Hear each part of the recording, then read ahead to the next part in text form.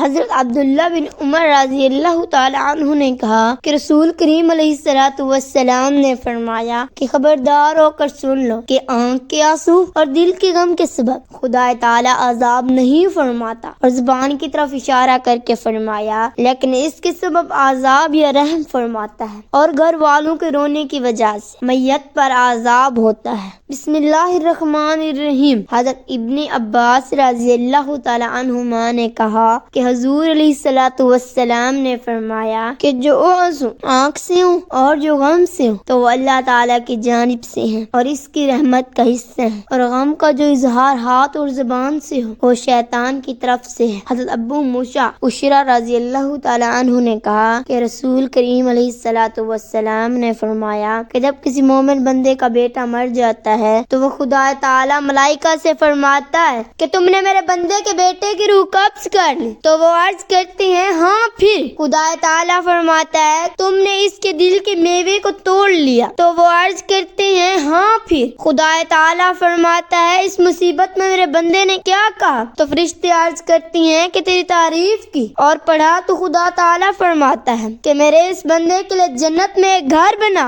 اور اس کا نام بیت الحمد رکھو۔ حضرت معاذ بن جبل رضی اللہ تعالیٰ عنہ نے کہا کہ حضور علیہ الصلوۃ والسلام نے فرمایا کہ جن دو مسلمان یعنی میاں بیوی کے 3 بچے مر جائیں تو خدا تعالیٰ ان دونوں کو اپنے فضل و رحمت سے جنت میں داخل فرمائے گا۔ صحابہ کرام نے عرض کیا یا رسول اللہ صلی اللہ علیہ وآلہ وسلم، اگر 2 ہیں انتقال کر جائیں تو؟ حضور علیہ الصلوۃ والسلام نے فرمایا 2 کا بھی یہی اجر ہے، اور صحابہ کرام نے عرض کیا یا رسول اللہ صلی اللہ علیہ وآلہ وسلم، اور اگر 1 فوت ہو جائے تو؟ حضور علیہ الصلوۃ والسلام نے فرمایا 1 کا بھی یہی اجر ہے۔ پھر فرمایا قسم اس ذات کی جس کے دست قدرت میں میری جان ہے، خواب حمل جو ساقط ہو جاتا ہے اپنی ماں کو انول کے ذریعے جنت کی طرف کھینچے گا جبکہ ماں اس تکلیف پر صبر اور ثواب کی طالب ہوئی۔ حضرت عبداللہ بن جعفر رضی اللہ تعالیٰ عنہ نے کہا کہ حضرت جعفر کی شہادت کی خبر آئی تو نبی کریم علیہ الصلوۃ والسلام نے فرمایا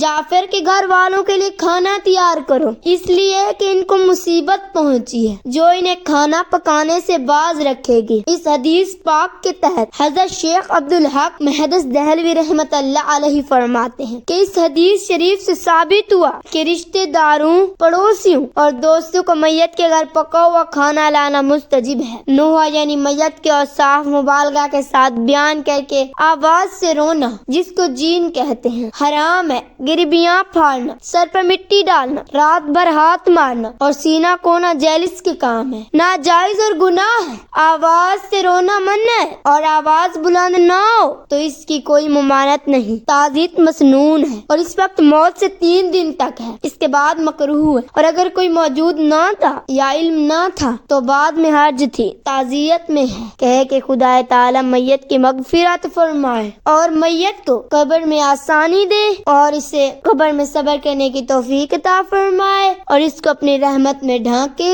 اور تم کو صبر کی توفیق دے اور مصیبت پر ثواب عطا فرمائے، یا اس کے مثل دوسرے جملے کہے میت کے گھر صرف پہلے دن کھانا بھیجنا سنت ہے، آپ صرف پہلے دن ہی میت کے گھر کھانا بھیجا کریں، بہت ہی ثواب ہوگا۔ اس کے بعد مکروہ ہے میت کے گھر والے تیجے کے دن یا اس کے بعد میت کے سال ثواب کے لیے فقراء اور مساکین کو کھانا کھلائیں، بہت ہی انہیں ثواب ہوگا۔ تو بہتر ہے کہ لیکن دوست احباب اور عام مسلمانوں کو دعوت کرے، تو ناجائز بدعت کا بیہ ہے کہ دعوت خوشی کے وقت مشروع ہے نہ کہ غم کے وقت، اور تیجا وغیرہ کا کھانا اکثر میت پر جاتا ہے۔ اس میں یہ لحاظ ضروری ہے کہ وہ صحابی نابالغ نہ ہو ورنہ سخت حرام ہے، لیکن بالغ اگر اپنے حصے سے کرے تو حرج نہیں۔ دعا ہے کہ اللہ رب العزت ہمیں ان احادیث پر عمل کرنے کی توفیق عطا فرمائے۔ میرا سنانا اور آپ کا سننا اللہ تعالیٰ اپنے بارگاہ الہی میں منظور و مقبول فرمائے، آمین ثم آمین۔ ناظرین کمنٹ باکس میں اللہ تعالیٰ کے 99 ناموں میں سے ایک نام ضرور ٹائپ کریں۔ شکریہ،